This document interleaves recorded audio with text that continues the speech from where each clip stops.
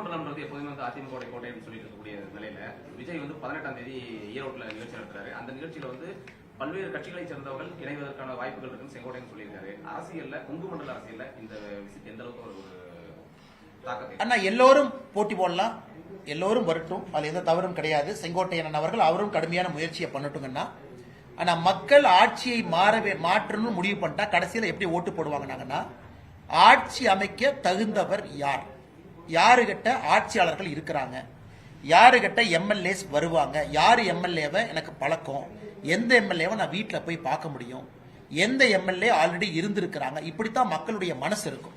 அதனால நீங்க இன்னைக்கு என்ன வேணாலும் சொல்லுங்க, இது கடைசி நேரத்தில் இந்த 3 முனை தேர்தல் நாம இன்னைக்கு சொல்றது, கடைசி நேரத்தில் இது பாத்தீங்கன்னா என்டிஏவை நோக்கி இது நகர ஆரம்பித்து விடும். அப்படித்தான் எல்லா எலெக்ஷனும், பீகார் அதே தான் நடந்துச்சு, பிரசாந்த் கிஷோர் அப்படிலாம் சொன்னீங்க.